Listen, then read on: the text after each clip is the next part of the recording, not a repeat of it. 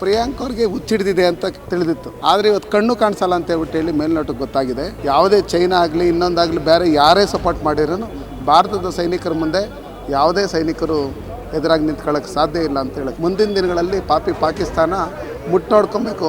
ಆ ನಿಟ್ಟಿನಲ್ಲಿ ಇವತ್ತು ನಮ್ಮ ಸೈನಿಕರು ಅವರು ಕೊಟ್ಟಿರ್ತಕ್ಕಂಥ ಇದಿದೆ. ಯಾವುದೇ ಕಾರಣಕ್ಕೂ ನಮ್ಮ ತಂಟೆಗೆ ಬರಲ್ಲ. ಅವರೇ ಅಂಗಲಾಚಿ ಬೇಡ್ಕೊಂಡು ಮತ್ತೆ ಬಾಲ ಬಿಚ್ಚಿದ್ರೆ ಅವರು ಪಾಕಿಸ್ತಾನವನ್ನೇ ಟೋಟಲ್ ಆಗಿ ನಾವು POK ಏನಿದೆ ಅದನ್ನು ನನ್ನೊಂದಿಗೆ ಮುನಿಸ್ವಾಮಿ ಅವರಿದ್ದಾರೆ. ಅವ್ರನ್ನೇ ನಾನೀಗ ಮಾತಾಡಿಸ್ತಾ ಹೋಗ್ತಿದ್ದೀನಿ. ಸರ್, ಇವತ್ತು ಬೆಂಗಳೂರಿನ ಮಲ್ಲೇಶ್ವರಲ್ಲಿ ತಿರಂಗ ಯಾತ್ರೆಯನ್ನು ಮಾಡಿರುವಂಥದ್ದು ಏನು ಹೇಳಲಿಕ್ಕೆ ಬಯಸ್ತಾರೆ? ಈ ಸಂದರ್ಭದಲ್ಲಿ ನಮ್ಮ ಹೆಮ್ಮೆಯ ಯೋಧರನ್ನು ಕೊಂಡಾಡ್ತಾ ಇರುವಂಥದ್ದು, ಅದರಲ್ಲೂ ಬಹಳ ಮುಖ್ಯವಾಗಿ ಆಪರೇಷನ್ ಸಿಂಧೂರ ಸಂಭ್ರಮಾಚರಣೆ.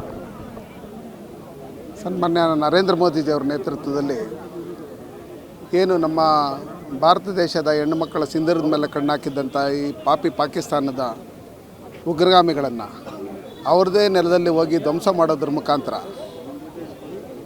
ನಿಮಗೆ ಪ್ರಪಂಚದ ಭೂಪಟದಲ್ಲಿ ಪಾಕಿಸ್ತಾನದ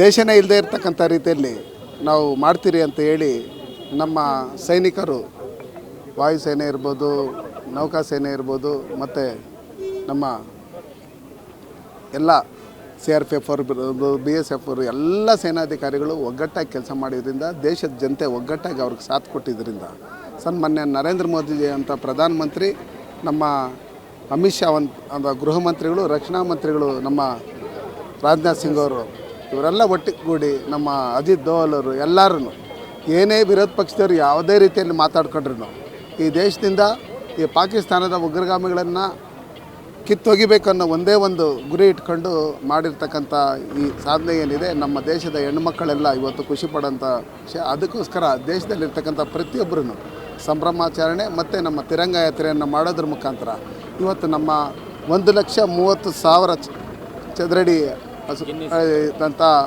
ನಮ್ಮ ಕೋಲಾರದಿಂದ ಮಾಡ್ಕೊಂಬಂದಿರ್ತಕ್ಕಂಥ ನಮ್ಮ ಧ್ವಜ ಮತ್ತು 1,500 ಅಡಿ ಉದ್ದ ಇರ್ತಕ್ಕಂಥ ಒಂದು ಧ್ವಜವನ್ನು ಇವತ್ತು ನಮ್ಮ ಎಲ್ಲ ನಾಯಕರುಗಳು ಪಕ್ಷಾತೀತವಾಗಿ, ಜಾತ್ಯತೀತವಾಗಿ ಎಲ್ಲ ಮಾಜಿ ಸೈನಿಕರುಗಳು ಎಲ್ಲರನ್ನು ಒಟ್ಟಿಗೆ ಸೇರಿ ಮಾಡಿರ್ತಕ್ಕಂಥದ್ದು ಇವತ್ತು ನಮಗೆ ಹೆಮ್ಮೆ ತರೋಂಥ ವಿಷಯ.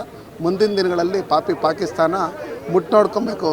ಆ ನಿಟ್ಟಿನಲ್ಲಿ ಇವತ್ತು ನಮ್ಮ ಸೈನಿಕರು ಅವರು ಕೊಟ್ಟಿರ್ತಕ್ಕಂಥ ಏನು ಇದಿದೆ ಅದಕ್ಕೋಸ್ಕರ ಯಾವುದೇ ಕಾರಣಕ್ಕೂ ನಮ್ಮ ತಂಟೆಗೆ ಬರಲ್ಲ. ಅವರೇ ಅಂಗಲಾಚಿ ಬೇಡ್ಕೊಂಡು ನಮಗೆ ನಾವು ಯುದ್ಧನ ತಡೀರಿ, ನಮ್ಮ ಕೈಯಲ್ಲಿ ಆಗ್ತಾ ಇಲ್ಲ ಅಂತ ಹೇಳಿ ಮತ್ತೆ ಬಾಲ ಬಿಚ್ಚಿದ್ರೆ ಅವರು ಪಾಕಿಸ್ತಾನವನ್ನೇ ಟೋಟಲಾಗಿ ನಾವು POK ಏನಿದೆ ಅದನ್ನು ಮುಗಿಸ್ಕೊಂತ ಇವತ್ತೇನು ಬಲೂಚಿಸ್ತಾನದವರು ಅಲ್ಲಿ ಪಾಕಿಸ್ತಾನದ ಮೇಲೆ ಇವತ್ತು ಹಲ್ಲೆ ಮಾಡ್ತಾಯಿದ್ದಾರೆ. ಎಲ್ಲ ಒಟ್ಟಿಗೆ ಸೇರಿಕೊಂಡು ಯಾವುದೇ ಚೈನಾ ಆಗಲಿ ಇನ್ನೊಂದಾಗಲಿ ಬೇರೆ ಯಾರೇ ಸಪೋರ್ಟ್ ಮಾಡಿರೋನು ಭಾರತದ ಸೈನಿಕರ ಮುಂದೆ ಯಾವುದೇ ಸೈನಿಕರು ಎದುರಾಗಿ ನಿಂತ್ಕೊಳ್ಳೋಕ್ಕೆ ಸಾಧ್ಯ ಇಲ್ಲ ಅಂತ ಹೇಳಕ್ಕೆ ಇಷ್ಟಪಡ್ತೀನಿ. ಓಕೆ ಸರ್, ಇನ್ನು ಮಾಜಿ ಸೈನಿಕರೊಂದಿಗೆ BJP ಶಕ್ತಿ ಪ್ರದರ್ಶನ ಮಾಡಿರುವಂಥದ್ದು, ಈ ಹಿನ್ನೆಲೆಯಲ್ಲಿ ಕಾಂಗ್ರೆಸ್ಸಿಗೆ ಏನು ಹೇಳಲಿಕ್ಕೆ ಬಯಸ್ತೀರಾ? ಇವತ್ತು ಕಾಂಗ್ರೆಸ್ನ ಪ್ರಿಯಾಂಕ್ ಖರ್ಗೆ 6ನೇ ತಾರೀಕಿಂದ 13ನೇ ತಾರೀಕು ನರೇಂದ್ರ ಮೋದಿಜಿಯವರು ಎಲ್ಲಿದ್ದರು ಅಂತೇಳಿ ಕೇಳಿರ್ತಕ್ಕಂಥದ್ದು ನಾನು ಮಾಧ್ಯಮಗಳಲ್ಲಿ ನೋಡಿದ್ದೀನಿ. ಆ ಪ್ರಿಯಾಂಕ್ ಅವ್ರಿಗೆ ಹುಚ್ಚಿಡಿದಿದೆ ಅಂತ ತಿಳಿದಿತ್ತು, ಎಲ್ಲರೂ ಹೇಳ್ತಾಯಿದ್ರು. ಆದರೆ ಇವತ್ತು ಕಣ್ಣು ಕಾಣಿಸಲ್ಲ ಅಂತ ಹೇಳಿ ಮೇಲ್ನೋಟಕ್ಕೆ ಗೊತ್ತಾಗಿದೆ.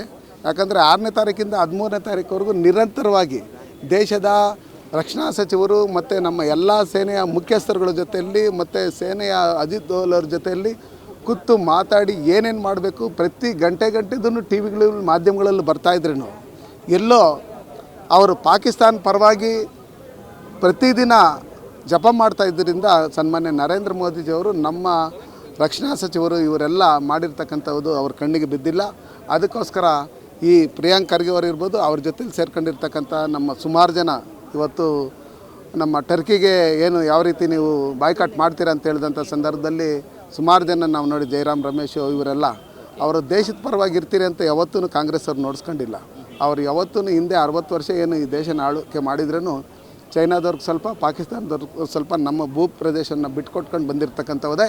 ಇನ್ನು ಮುಂದೆ ಯಾವುದೇ ಕಾರಣಕ್ಕೂ ನಮ್ಮ ಭೂಪ್ರದೇಶ ಏನಿದೆ 1 ಇಂಚೂ ನಾವು ಚೈನಾಗಾಗಲಿ ನಾವು ಪಾಕಿಸ್ತಾನಕ್ಕಾಗಲಿ ಬಿಡಲ್ಲ.